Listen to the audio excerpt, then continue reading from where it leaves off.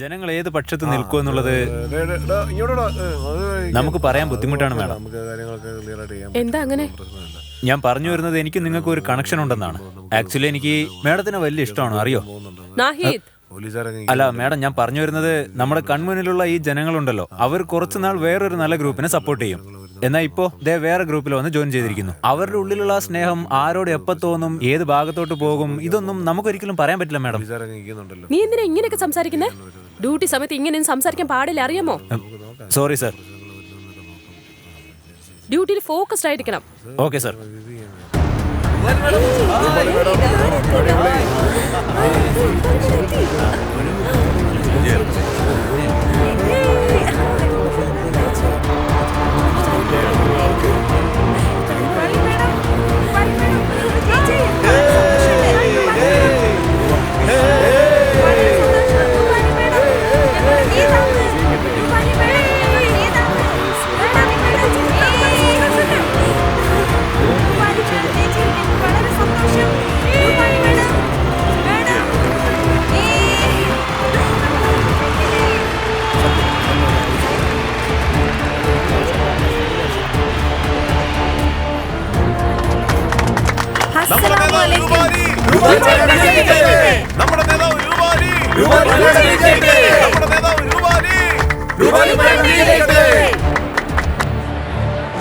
നിങ്ങൾക്കെല്ലാവർക്കും എന്റെ നമസ്കാരം.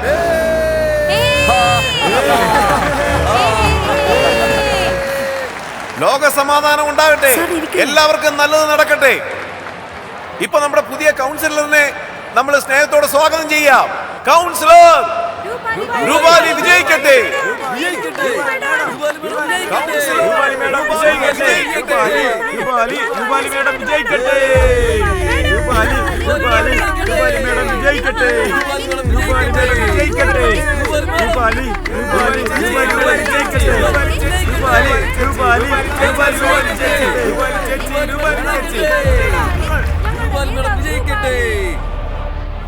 രൂപാലി മാഡം ഇപ്പൊ സ്റ്റേജിലേക്ക് വന്ന് 2 വാക്ക് സംസാരിക്കണം.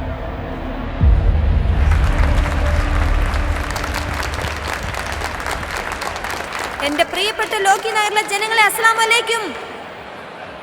നിങ്ങൾക്കെല്ലാം സുഖമല്ലേ? ദൈവാനുഗ്രഹം കൊണ്ടും നിങ്ങളുടെ സ്നേഹം കൊണ്ടും ഞാനും വളരെ സുഖമായിട്ടിരിക്കുന്നു. ഇന്ന് ഞാൻ ഒരു കാര്യം പറയാൻ ആഗ്രഹിക്കുകയാണ്. നിങ്ങളുടെ ഓരോരുത്തരുടെയും ജീവിതത്തിൽ ഇതൊരു പ്രധാനപ്പെട്ട ദിവസമാണ്. എന്താണെന്ന് വെച്ചാൽ ഈ ഒരു ദിവസം ഞാൻ ജനങ്ങളെ ചിരിപ്പിക്കുകയും കരയിപ്പിക്കുകയും ചെയ്യും. ഏപ്രിൽ 24 എന്ന ഈ ദിവസം ലോക്കി നഗറിലെ ജനങ്ങൾ അവരുടെ സ്വാതന്ത്ര്യവും സമാധാനവും വിതയ്ക്കാൻ പോകുന്ന ദിവസമാണ്.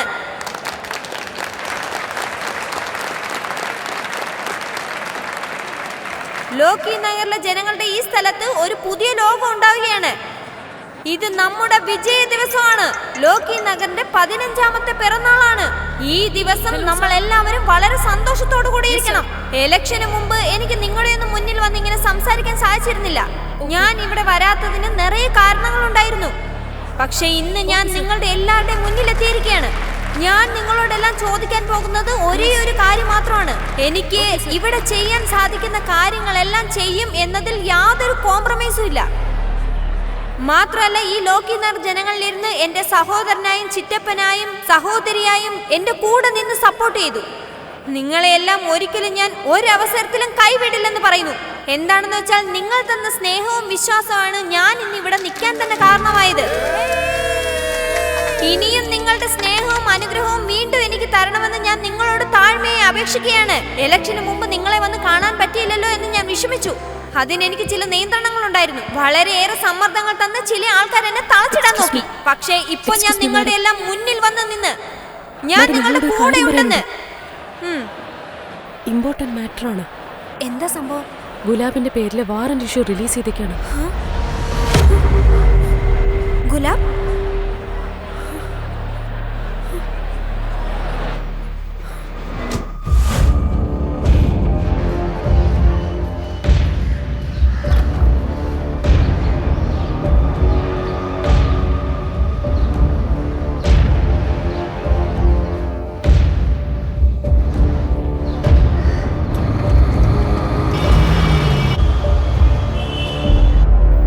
എല്ലാം തയ്യാറായിട്ടുണ്ട് സാറേ.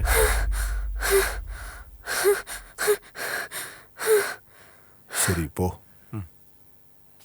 സാർ സാർ ഞാൻ കേട്ടത് സത്യമാണോ? എന്താ കേട്ടത്? ഗുലാബിനെ അറസ്റ്റ് ചെയ്യാൻ പോവുകയാണോ? ഞാനും അങ്ങനെ കേട്ടെ. സാർ എന്ത് സംഭവിച്ചാലും നിങ്ങൾ അറസ്റ്റ് ചെയ്യാൻ തോന്നല്ലോ. ദയവേത് അവന് മാപ്പ് കൊടുക്കൂ. എന്റെ ഗുലാബ് ഒരു തെറ്റും ചെയ്തിട്ടില്ല. സാർ പ്ലീസ്, ഗുലാബ് അല്ലാതെ എനിക്ക് വേറെ ആരുമില്ല. എനിക്ക് ഇതിലിപ്പോ ഞാനെന്താ ചെയ്യാ? ഇല്ല സാർ, ഇല്ല സാർ, ആരും നിങ്ങളോട് ചോദിക്കാൻ പോകുന്നില്ല. നിങ്ങൾ ഇവിടുന്ന് പോകൂ. ഈ വിഷയം എത്ര സീരിയസ് ആണെന്നുള്ള കാര്യം നിങ്ങൾക്ക് മനസ്സിലാവുന്നില്ല സാർ. ദയവ് ചെയ്ത് ഇവിടുന്ന് പുറപ്പെടൂ. പറയുന്ന കേക്ക്. സത്യം പറയുകയാണെങ്കിൽ ഇതൊരു വലിയ ടേണിംഗ് പോയിന്റാ. ഇത്രയും വർഷത്തിന് ശേഷം ഞാൻ ഈ സ്ഥലം വിട്ട് പോവുകയല്ലേ. ഈ സംഭവം നിന്റെ കരിയറിനെ ഒരു വേറെ തലത്തിൽ കൊണ്ടെത്തിക്കും. എനിക്കെന്റെ കരിയർ അല്ല മുഖ്യം. എനിക്കിതൊന്നും ആവശ്യമില്ല. ഞാനൊന്നും പ്ലാൻ ചെയ്തിട്ടില്ല വന്നത്. എന്റെ ഗുലാബിനെ മര്യാദയ്ക്ക് വിടൂ. ആ കൊലയാളി ഇല്ലെങ്കിൽ നിന്റെ കരിയർ നിൽക്കും, പക്ഷെ നിന്റെ കരിയർ പോയാൽ ഒന്നും നിൽക്കില്ല. അങ്ങനെയല്ല സാർ, അവനൊരു കൊലപാതകയല്ല.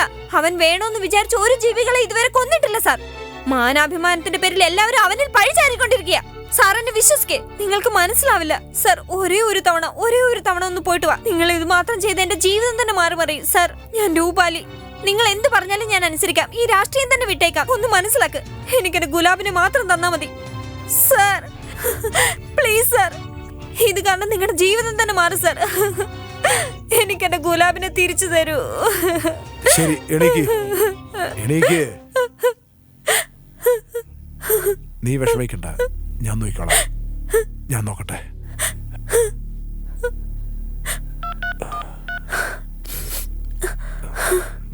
ഹലോ, സിറ്റുവേഷൻ എന്താ?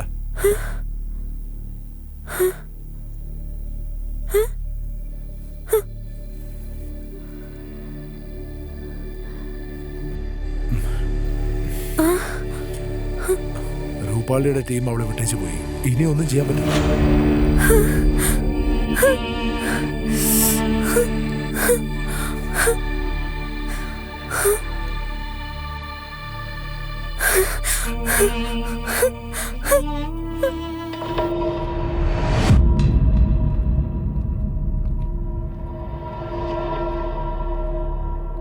നീ ഇതെല്ലാം സീരിയസ് ആയിട്ട് എടുക്കല്ലേ?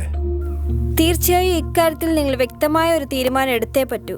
എന്റെ അഭിപ്രായത്തിൽ ഒരാൾക്ക് കിട്ടാവുന്ന ഏറ്റവും വലിയ പരീക്ഷണം പവറാണ്.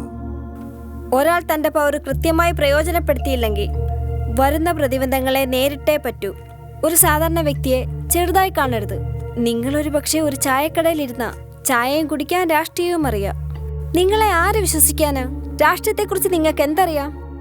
നീ സത്യത്തിൽ ഒരു ഭയങ്കര സാധനം കേട്ടോ. രക്ഷപ്പെടാൻ എന്ത് വേണേലും പറയാമല്ലോ. രൂപാലി കൃത്യമായ ട്രാക്കിലേക്ക് വന്നാൽ നിങ്ങളുടെയൊക്കെ കാര്യം കഷ്ടമാകും.